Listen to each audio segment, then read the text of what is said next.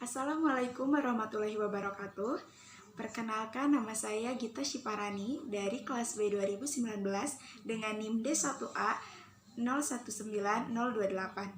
Di sini saya akan sedikit menjelaskan praktikum rancangan penelitian dari acara rancangan acak kelompok, yaitu dengan penanggung jawab kelas dari Kak Anissa Nurrahmah. Rancangan acak kelompok adalah kondisi unit percobaan yang digunakan tidak homogen. Dalam rancangan ini, percobaan dibagi menjadi beberapa kelompok.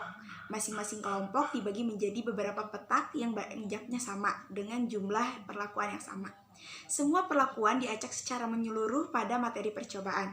Syarat dari rancangan acak kelompok ini sendiri yaitu adalah jumlah perlakuan harus lebih dari 2. Jumlah blok atau perlakuan itu semuanya adalah sama. Kita langsung saja ke contoh soal. Nah, di situ sudah disediakan seperti kolom, yang mana yang disebut dengan blok itu adalah dari nomor 1 sampai nomor 6. Sedangkan yang disebut dengan perlakuan itu adalah dari R1 sampai R4. Setelah sudah diberi data, diberikan perlakuan yang sama juga, nanti kita akan menghitung jumlah kuadrat. Nah, di perhitungan jumlah kuadrat ini, yang pertama kita akan menghitung FK atau faktor koreksi, yaitu dengan rumus jumlah keseluruhan dikuadratkan per T dikali R. Nah, yang kedua adalah JK total atau jumlah kuadrat total itu adalah dari blok 1 sampai dengan blok 6 sampai perlakuan juga yang terakhir, semuanya dikuadratkan, lalu dijumlahkan, kemudian dikurangi dengan nilai FK yang tadi. Lalu ada JK perlakuan. Nah, JK perlakuan ini adalah dari setiap blok itu tuh bakal dihasilkan jumlah perlakuan. Nah, si jumlah perlakuan itu tertera di situ, sebagai contoh itu ada 4. Yang mana untuk mengetahui JK perlakuan ini, dari setiap perlakuan tersebut dikuadratkan dan dibagi dengan blok seperti itu. Lalu kita lanjutkan ke JK blok. Nah, di JK blok itu, jadi setiap blok itu semuanya ditambahkan terlebih dahulu, dijumlahkan terlebih dahulu, lalu dikuadratkan dan dibagi per perlakuan. Lalu semuanya ada berapa blok, ditambahkan lalu dikurangi dengan FK, nilai FK yang tadi. Oke, yang selanjutnya kita mencari JK galat. Nah, JK galat itu adalah mempunyai rumus JK total dikurangi JK perlakuan dikurangi JK blok. Dari sebelum-sebelumnya kita sudah mengetahui nilai JK total, nilai JK perlakuan, dan nilai JK blok. Jadi tinggal dikurangi saja. Selanjutnya adalah pengerjaan, yaitu menggunakan tabel analisis variansi. Di situ sudah diketahui dalam suatu kolom ada sumber variansi, jumlah kuadrat, derajat bebas, kuadrat tengah, dan F hitung. Serta ada menggunakan F tabel. Yang pertama adalah sumber variansi. Di situ kita masukkan dulu terlebih dahulu seperti blok, perlakuan, galat, dan totalnya. Lalu untuk menghitung JK-nya, untuk mengisi JK atau jumlah kuadrat, tinggal kita salin dari perhitungan yang sebelumnya. Nah, oke, kita selanjutnya untuk derajat bebas. Derajat bebas itu sendiri mempunyai rumusnya. Nah, yang pertama itu adalah derajat bebas dari perlakuan, yang mana mempunyai rumus T-1, atau T itu kan adalah jumlah ulangan atau blok setiap perlakuan dikurangi 1. Lalu ada lalu ada DB dari blok, ya sama rumusnya, yaitu R kurangi 1. R itu adalah jumlah perlakuan. Lalu ada DB dari galat atau derajat bebas dari galat itu sendiri mempunyai rumus T-1 dikali R-1. Lalu ada total. Nilai total itu derajat bebasnya T dikali R dikurangi 1. Lalu kita masuk ke kuadrat tengah atau KT. Kuadrat tengah itu tersendiri yaitu mempunyai rumus jumlah kuadrat per derajat bebas. Jadi contohnya itu adalah yang kolom pertama, itu jumlah kuadrat dibagi nilai derajat bebas, seperti itu. Lalu ada F hitung. F hitung ini adalah kuadrat tengah dari perlakuan per kuadrat tengah dari Galat untuk yang perlakuan.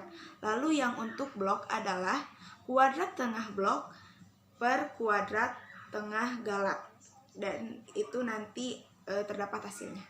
Lalu kita menggunakan tabel F tabel. Kita lihat di situ ada F tabel yang 0,05 dan 0,01 disesuaikan dengan jumlah yang kita temukan, yaitu dari F hitung. Lalu ada sigma sama dengan akar dari kuadrat tengah Galat. Kita masukkan saja kuadrat tengah Galatnya berapa, lalu diakarkan, lalu nanti akan ketemu hasilnya. Oke. Lalu yang selanjutnya adalah KK atau koefisien keanekaragaman Galat, yaitu mempunyai rumus Galat per Y bar dikali 100. Nanti kita mendapatkan hasilnya dengan bentuk persenan. Tambahan, jadi untuk mengetahui F tabel itu yang 0,05 itu dilihat dari nilai F hitung diperoleh dari tabel F itu dengan acuan DB blok yang horizontal dan DB Galat yang vertikal untuk nilai A sama alfa sama dengan 5%. Kalau yang 1%, kalau yang 0,01 itu dari yang 1%-nya. Selanjutnya adalah kesimpulan dari tabel analisis variansi itu sendiri. Yang pertama, jika nilai F hit lebih kecil dari nilai F tabel 5%, maka disimpulkan perlakuan tidak menyebabkan perbedaan terhadap variabel yang diamati dan biasanya dinyatakan dengan non-signifikan atau tidak berbeda. Ada pula yang juga melambangkan P lebih dari 0,05.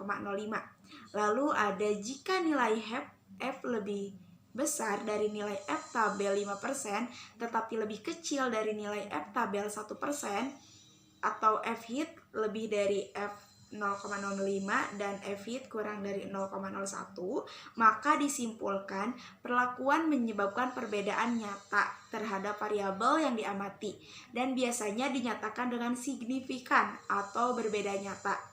Dan ada pula yang melambangkan dengan P kurang dari 0,05. Lalu jika nilai F hit lebih besar dari nilai F tabel 1%, maka disimpulkan perlakuan menyebabkan perbedaan sangat nyata terhadap variabel yang diamati dan biasanya dinyatakan dengan highly signifikan atau berbeda sangat nyata, dan pula bisa dilambangkan dengan P lebih kecil dari 0,01. Selanjutnya kita akan menguji menggunakan uji beda nyata jujur atau dengan sering disebut dengan BNJ, yang mempunyai rumus BNJ sama dengan Q P DB Galat dikali akar KT Galat per R. Nah, itu tuh rumus untuk BNJ 0,05 dan BNJ dari 0,01 juga. Lalu di situ ada kolom dari perlakuan R1 sampai R4 dan ada rata-rata. Di situ cara penggunaannya, jika kita ada R4 berarti R1 yang contoh itu dikurangi R4 dan disimpan hasilnya di kolom pertama, ya kolom yang sejajar dengan R1. Lalu dan selanjutnya seperti itu. Kalau ditanyakannya R2 berarti R1 dikurangi R3, lalu R3 R1 dikurangi R2, seperti itu. Lalu untuk R3 sendiri yaitu R1 dikurangi R3 dan dapat hasilnya. Jadi kayak selisih tiap perlakuan, seperti itu. Nah, yang selanjutnya kita akan menguji apakah ada perbedaan antara perlakuan dengan perlakuan yang lain dengan yang selanjutnya kita akan menguji apakah ada perbedaan antara perlakuan yang satu dengan yang lainnya. Seperti itu, seperti R1 versus R2, kesimpulan seperti apa. Nanti kita lihat apakah dari hasil yang dikurangi, yang selisih dari perlakuan rata-rata itu tuh apakah melebihi K atau kurang atau sama dengan dari 0,01 gitu dari si BNJ-nya gitu. Uji beda nyata jujur 0,01. Nanti akan diketahui kesimpulannya seperti pada F hitung sebelumnya ya. Lalu ada berdasarkan ANAFA, yaitu untuk mengetahui pengaruh nyata atau sangat nyata. Nah, di situ terdapat beberapa kolom. Dari beberapa kolom tersebut, kita akan mengetahui prosedur ortogonal, polinomial, dan uji beda nyata. Yang pertama itu adalah prosedur ortogonal polinomial, yaitu seperti diuraikan kembali pada penyelesaian RAK ini. Langkah-langkahnya sama dengan pada contoh RAL sebelumnya, sehingga langsung ditampilkan tabel analisis ortogonal polinomial sebagai berikut ya. Nah, seperti itu. Lalu selanjutnya hasil perhitungan JK derajat polinom disalin ke dalam ANAFA lanjutan seperti tersebut. Untuk perhitungan sendirinya seperti yang sudah tadi dijelaskan di awal, seperti mencari JK, DB, KT, F hit, dan F tabel juga itu sama persis seperti sebelumnya. Lalu untuk itu analisis dilanjutkan dengan menghitung ketiga persamaan garisnya, yaitu persamaan garis regresi linier, kuadrater, dan kubik. Lalu di bawah tabel analisis variansi itu, setelah JK-nya dipecah, terdapat hasil ANAFA pemecah JK yang dapat disimpulkan dengan seperti kesimpulan yang telah dibahas sebelumnya, seperti jika berpengaruh sangat nyata seperti apa, tidak berpengaruh sangat nyata, atau signifikan, seperti itu. Lalu selanjutnya kita akan melihat suatu analisis regresi linier. Yang pertama itu adalah kita harus menyiapkan datanya terlebih dahulu. Untuk analisis regresi linier, yang pertama itu adalah X, dimana itu tuh adalah diisi dengan dalam contoh soal seperti kadar protein yang 10%, 12%, 14%, dan 16%. Karena di sini analisis datanya keseluruhan ada 4 serta pengulangan datanya ada 6, jadi kayak nomor 1 sampai nomor 6 itu diisi dengan yang 10%, lalu yang 12 dari nomor 7 sampai nomor 12 itu tuh diisi dengan 12%, dan seterusnya sampai 24 data. Nah, lalu untuk yang si Y itu kita mengambil data nilai dari blok. Yang pertama itu kayak seperti blok 1 itu tuh nilainya tuh ke pinggir, ke kanan. Jadi diasumsikan untuk ke kanan sesuai dengan blok 1, blok 2, blok 3, blok 4, blok 5 sampai ke blok 6. Lalu pas untuk dari kadar protein yang kedua yaitu 12% itu untuk dari perlakuan yang kedua atau R2 itu tuh sama seperti yang awal dari blok 1 sampai blok 6. Lalu untuk X kuadrat seperti biasa X itu dikuadratkan seperti tadi kadar protein itu untuk dikuadratkan. Lalu untuk yang Y kuadrat sama seperti nilai data nilai yang tertera itu dikuadratkan juga. Lalu ada X kali Y, jadi nilai si X dikali nilai Y, dan nanti itu bakal ketemu dengan jumlahnya. Lalu rata-rata di sini cuma hanya untuk nilai X dan Y-nya saja. Pada tabel tersebut terdapat ada nomor data, XY, X kuadrat, Y kuadrat, dan XY atau X dikali Y. Itu kita ketahui bahwa si keterangannya X itu adalah jika berpedoman pada contoh soal itu adalah X-nya dosis protein dan Y-nya adalah PBBH. Seperti itu. Untuk kebawahnya kita menggunakan perhitungan JK regresi. Yang pertama adalah sigma X kuadrat, yang mana sigma X kuadrat dikurangi sigma X kuadrat per N. Lalu ada sigma Y kuadrat, yaitu sigma Y kuadrat dikurangi sigma Y kuadrat per N. Lalu ada sigma XY. Sigma XY dikurangi sigma X dikali sigma Y per N. N di situ adalah jumlah dari keseluruhan data. Oke, yang selanjutnya kita akan mengetahui B1 atau lalu untuk mengetahui persamaan regresinya, kita harus mengetahui B1 dan B0-nya. Untuk B1 sendiri mempunyai rumus sigma XY per sigma X kuadrat.